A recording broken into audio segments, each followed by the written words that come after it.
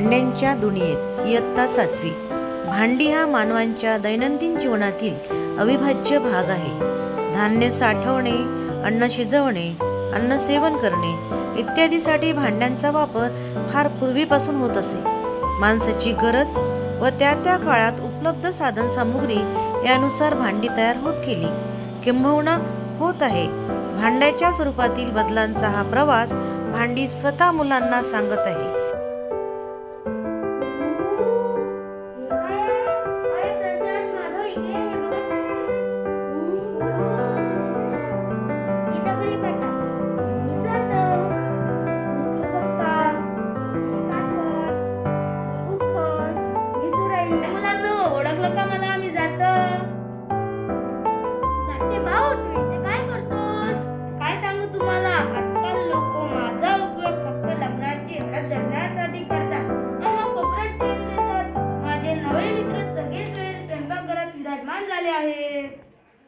हे मित्र सगळे सोयरे कोण रे? ते आम्हाला नाही कळले. मला काहीच माहित नाही आमच्याबद्दल. सांगा ऐका आपण यांना आपला जन्म, विकास, अभ्यासात केलेल्या बदलांबद्दलची माहिती. ही दगडी पाटा मी सांगतो त्यांना आपला इतिहास मुलांना. मानव जसा शेती करू लागला, जीवन जगू लागला, तशी त्याला अन्न शिजवणं, अन्न साठवणं यासाठी भांड्याची आवश्यकता वाटू लागली. मग त्यांनी मातीपासून मटकी, पसरत, ताटल्या, बाटली आणि नित्यपयोगी भांडी बनवली. ही माता आपलं छोट्या छोट्या मटक्यात तरी लावतो. काय रे, पण माणसाने फक्त मातीचीच भांडी बनवली का? नाही, तसं नाही. मातीच्या भांड्याबरोबरच दगडी, लाकडी, चामड्याचे भांडे मानवाने तयार केले. तुम्ही चामडी कुठे तरी पाहिले आहात का? हो, मी आता त्याला औषधीची खूप चित्रे पाहिलेली आहेत. अजूनही आदिवासी भागातील लोक अशा वस्तूंचा उपयोग करतात. तेही मी वाचलेले आहे. मुलांना लाकडापासून बनवलेली गव्हाचं, बाजरीचं, ज्वारीचं पीठ मिळवण्यासाठी, भाकरी थापण्यासाठी तिचा उपयोग केला जायचा. आजही ग्रामीण भागातील काही घरांमध्ये तिचा वापर होताना दिसतो. तुला आठवतं का तुमच्या आईला आपल्या गावामध्ये गाण्याचं पूर, मिरच्या, हळद आणि कुटण्यासाठी कुकरचं दगडी खत किंवा हा खलबत्ता वापरायची पाच परवडला वापरायची. हो, हे अगदी खरं आहे. पण हे सगळं काम करायला कोणाकडे वेळ आहे?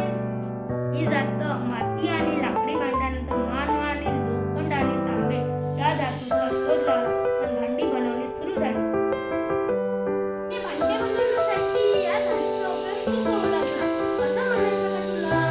पण साथे भाऊ, आम्ही तर लोखंड, तांब या धातूच्या भांड्यांपासून चांदीची देखील भांडी पाहिली आहे. पलंग यासारखी वस्तू तुम्ही बघितल्या असेल. स्वयंपाकासाठी वापरल्या जाणार लोखंडी तवा यासारख्या वस्तू तुम्ही बघितल्या असेल. तांबा आणि चांदी बऱ्या म्हणून पितळ, काच, सिरामिक यापासून भांडी बनवणे सुरू झाली. स्टीलची भांडी कधी वापरण्यात आली? पितळी व तांब्याच्या भांड्यांची जागा ॲल्युमिनियम, हिरालियम यासारख्या सर्व स्टेनलेस स्टीलच्या भांड्यांनी घेतली. आता सगळीकडे स्टेनलेस स्टीलची भांडी बघायला मिळतात. घंगाळ, पाणी तापवायला पंप, पण आता सहसा प्लास्टिकच्या बाटल्या तर दिसतात. काय रे त्याचे भाऊ, आता जेवणाच्या पंगती ताटं म्हणून पत्रावळी, केळीची पान, तसेच वाट्यांसाठी द्रोण असायचे आणि हात धुवायला नसतं असायचं. होय ना? अरुण, तुला खूप काय माहिती आहे? गाई म्हशीच्या दुधासाठी कासंडी वापरल्या जाते, पण आता स्वयंपाक करण्याचं प्रमाण हे खूप कमी झालं आहे. काळात मातीपासून तयार होणारी भांडी बंद झाली का? नाही, तसं नाही. या धातूच्या शोधामुळे मातीची भांडी बनवणं बंद झाले असं कधीच नाही. उलट आज भांडी तयार करण्याची परंपरा म्हणजे भांडी जमाया म्हणतात. मोठ्या प्रमाणात चिनी-मातीचा उपयोग होता आणि भांडी बनवणे सुरू झाली. हो, हे अगदी खरं आहे. आमच्या घरी पण स्टेनलेस स्टील व स्टील मॉडेल मीटरची भांडी आहेत. प्रत्येक जण स्वतःच्या खिशाला परवडणार, सहजपणे उपलब्ध होणार आणि वापरण्यास सोपी असणारी भांडी घेण्याचा प्रयत्न करतो. भांडी ही मानवी समाजाची संस्कृतीची अविभाज्य अंग आहे. गरजेनुसार भांड्यामध्ये विविधता एक वेगळी असली